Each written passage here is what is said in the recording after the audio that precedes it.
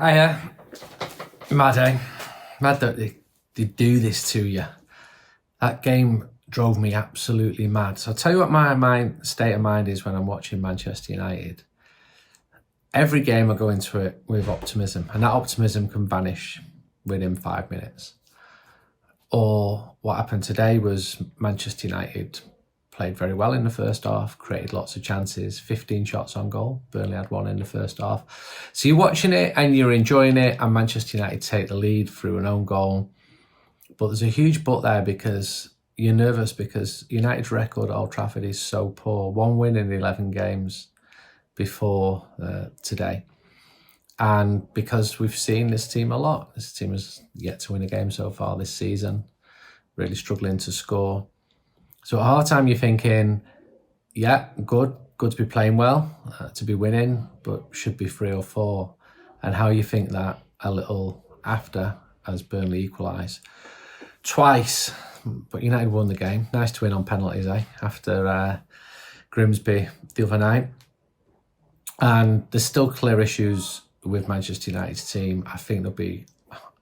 Honestly, if you look at that team now, compared to 2 or 3 years down the line, I think it will be vastly different. I really do. And I speak to lots of people involved. But let's talk about today. United had 26 shots in total, more than in any league game for the whole of last season. And got a win, got 3 points. Need to look at the league table after this, but it was so needed. If United had not won that game with the 2-week international break, the mood would have just been as bad as it was post Grimsby.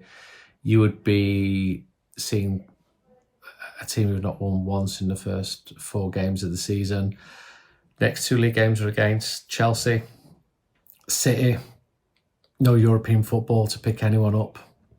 Not even a draw yesterday.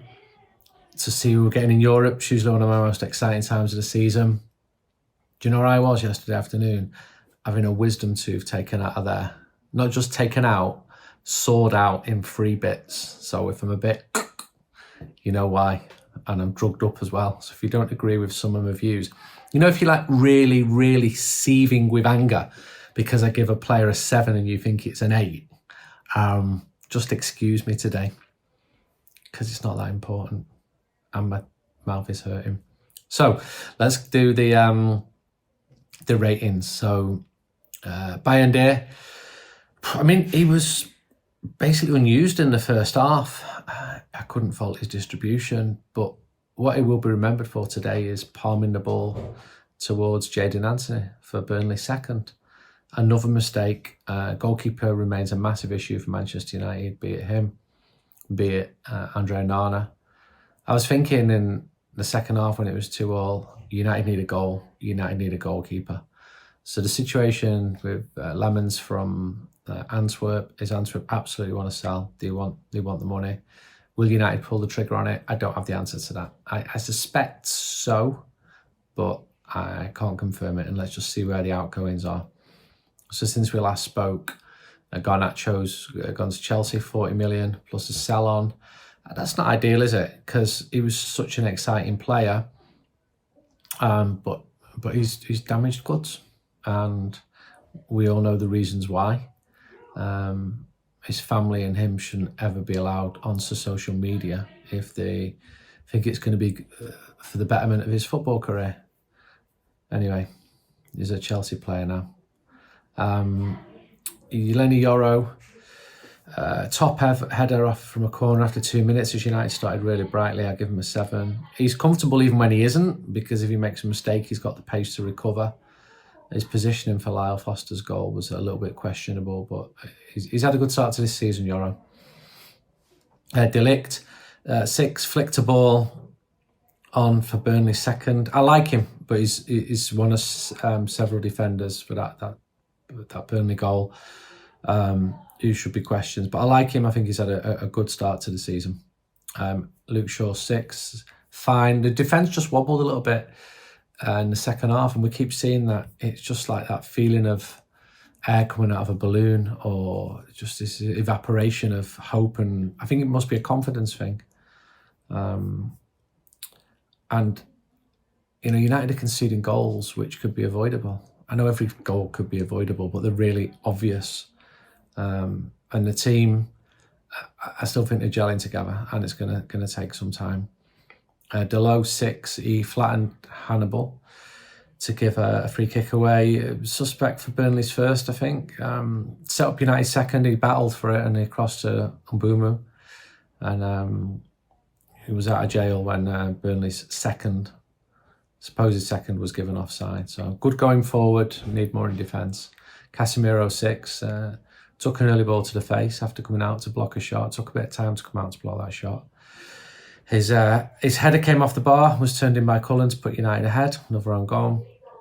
Passing wasn't quite his normal level, came off for Sesko, but he's probably the best for that position for Manchester United at the moment. Fernandes 7, amazing pass to Mbeumo after 14. In return, he volleyed an Mbeumo corner wide after 63. He was booked, as he should have been. Yeah, he still argued the toss. He took the pen. Huge moment, and he put it in, thankfully.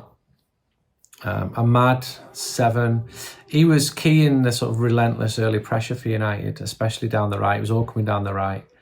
A shot over after 38. Caught a 44th minute Fernandes corner perfectly, and he was unmarked. Sometimes sloppy in possession, but won the winning penalty. So I'm all right with that. Mbeumo, stunning first touch and shot after 14 minutes, giving him a 7. Volleyed wide a minute later. If these start going in, the pitch will look so different. A beautiful ball to Delo after 25. His wrist was stood on after 44. He was booked after a tackle following a poor ball from Bruno Fernandes. Put the team back ahead after 56, and that was really needed at the time as well. Mason Mount 7, hunted the ball down, thought he'd won a penalty in the first half. I thought it was a foul. I think the argument is whether it was inside or outside the box, or maybe Mount realised he wasn't going to be strong enough against Walker. He's diligent out of possession, and I think he deserves his start at the moment. I think it's been amid a slightly disappointing start to the season. He's doing well. He's getting the games, and he needs them. And I think he'll only get better. Cunha 7. I know he only played 29 minutes, but I thought he looked confident.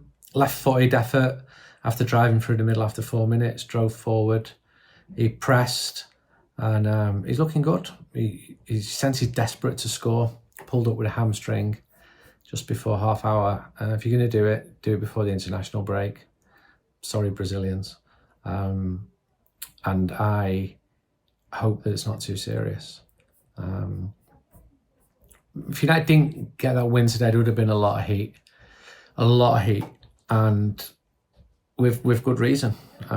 You also get a lot of heat if you get a heat pump, and these ratings are sponsored by Improve Easy. They're a local company, working hard, and got an offer, £700 off, plus a £7,500 government grant for air source heat pump for the first 7 readers who apply. You must quote power up with UWS, and that can be for anyone in the United Kingdom. You can call, you can email, and all the details are below.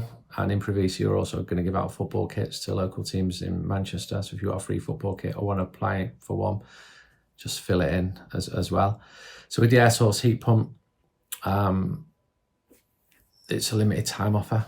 There's finance available, and there's a 70-mile radius within Manchester. You're basically lowering your energy costs by up to £290 a year, and they're 3 to 5 times more efficient, and they're much more greener. 100,000 UK homes had them installed in 2024. The government's giving loads of money basically to make itself greener and to use the technology to do that, so take advantage of it. Substitutes, Xerxes 6 came off for Cunha after 31. Nice play to set up an attack after 81. Sorry, he was at the end of the attack. He had to hit the target. He didn't. Johnny Evans 10.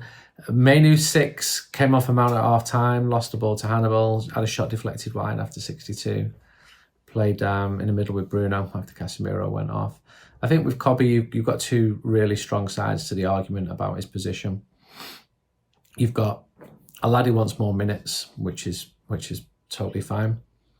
Wants to be earning more money, which is not unusual in football, and probably wants better communication from his manager. And United's point of view is they offered to improve his contract several times last year. The player should be proving that the manager's wrong by not starting him. United want him to stay, don't want him to go on loan. Want him as cover. No player wants to be told it's going to be cover, so you have this impasse. I think it boils down to, money's clearly a part of it on both sides. It's how good do Manchester United think Cobby Mainoo is. They crunch the data, they go for everything. Is he going to be top class? And that is a shout for the football people. Do you pay him as if he's going to be top class, because that's the sort of money that he would be wanting?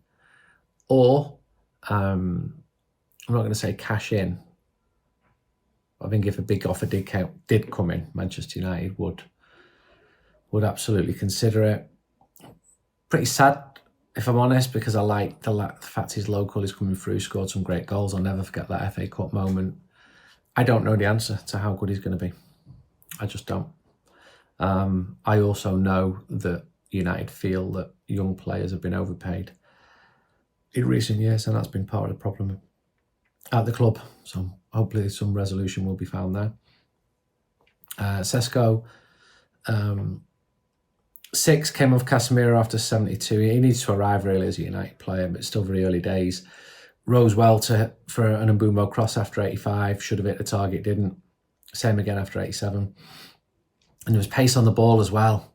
And so it was a poor effort. So I'm giving him a 5. It's his first month at the club. Mazraoui, good to see him back. Top signing last season. Came on for Euro with 6 minutes to play. I mean, I'm watching the centre half come on for a player who's playing perfectly well. I don't think he was injured to my knowledge. Thinking, what is this about? But I'm glad Mazraoui's back. I thought it was really good signing for last year, and I think he's got a good future at the club. So we've got 2 weeks now. 2 weeks with no heat pump ads. The weather will turn, and the Manchester United world will turn. You've still got the transfer window. There's going to be more activity. And then all that calms down. Thank God for that, because it attracts absolute lunatics. I'm sorry, if you're me, it's just like, you feel that you've got trusted information and you put it out there, and if people like what they want to hear, you're a hero, and if they don't, then you're the opposite of that and you get loads of abuse. Like, what the fuck? Mental.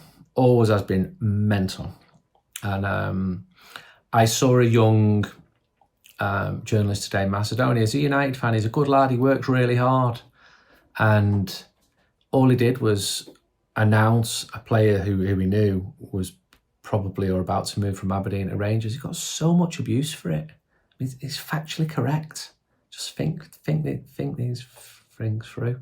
I've done it for a long time, this, But if you're a young journalist and you're starting out and you're getting absolute dog's abuse just because you're telling somebody something that they don't want to hear, do not shoot the Stretford and Urmston Messenger. So,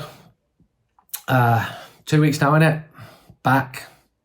And the next game is against a team called Manchester City. Not heard of them. They must be new. Bye-bye.